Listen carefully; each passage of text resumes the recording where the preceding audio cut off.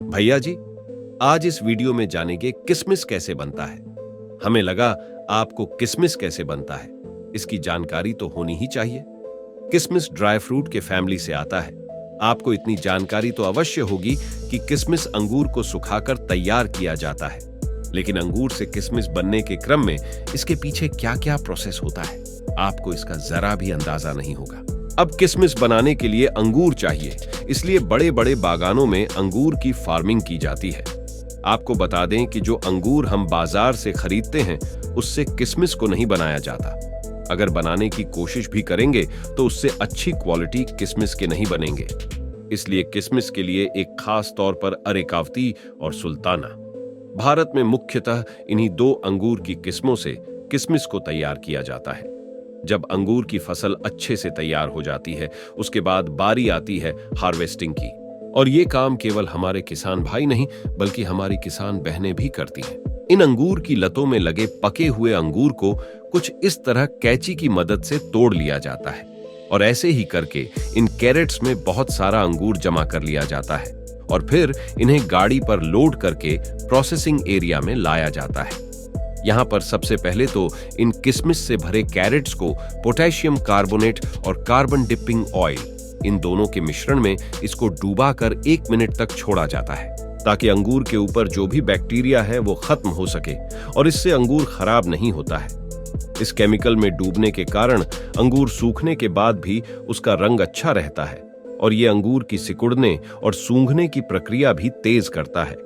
तो अब जब सारा अंगूर इस केमिकल से भीग चुका है, अब इन सभी अंगूर को सूखने के लिए इस प्रकार के जालीदार और हवादार शेड्स बनाए जाते हैं। इसमें ही इन अंगूर को फैलाकर रखा जाता है ताकि यह जल्दी से सूख सके, और इनको डायरेक्ट धूप नहीं लगने दिया जाता है, इसलिए इन शेड्स को छायादार बनाया जाता है।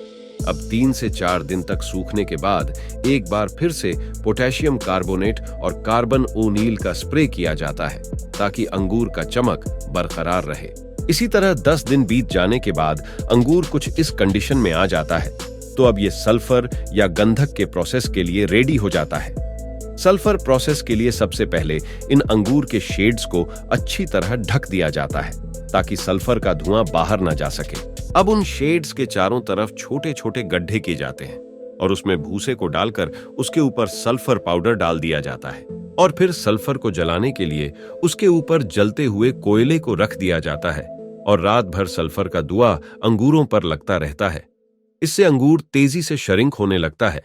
अब सुबह इन शेड्स पर लगे प्लास्टिक को हटा लिया जाता है और उसे फिर से ऐसे ही सुखाया जाता है। 3 से 4 दिन बीत जाने के बाद अंगूर सूख जाता है। अब आगे की प्रोसेस के लिए इन्हें फिर से कैरेट्स में भरा जाता है और फिर इनको ट्रांसपोर्ट करके किशमिश फैक्ट्री में लाया जाता है। यहाँ पर सबसे पहले इन किशमिश को वॉशिंग प्रोसेस के लिए इस हॉपर में डाला जाता है। इस पर लगे कन्वेयर बेल्ट किस्म इसको थोड़ा थोड़ा आगे लेकर जाते हैं और ये ऑटोमेटिक वॉशिंग मशीन किशमिश के ऊपर लगे केमिकल्स और धूल मिट्टी की सफाई कर देता है। अब भिगा हुआ किशमिश कन्वेयर बेल्ट से बाहर आता है और इन किशमिश को घूम रहे ड्रायर में डालकर सुखाया जाता है और फिर ड्राई हो चुके इन किशमिश को इन ट्रे में रखा जाता है। यहाँ इन ट्रे में रखी किशमिश को धूप में कुछ घंटों के लिए सुखाया जाता है। अब किशमिश में जो छोटा मोटा कचरा होता है उसको निकालने के लिए इस मशीन का यूज किया जाता है। ये वाइब्रेट होकर छोटे मोटे कचरे को अलग कर देता है। उसके बाद ये किशमिश कन्वेयर बेल्ट की मदद से ऊपर जाता है जहां ये इस खास मशीन में गिरता है जो कि किशमिश में लगे डंठल को अलग कर देता है और बाकी का खाली किशमिश आगे चला जाता है और ये कचरा इस ट्रे में जमा होता रहता है। अब आगे ये खास मशीन किशमिश की ग्रेडिंग करता है।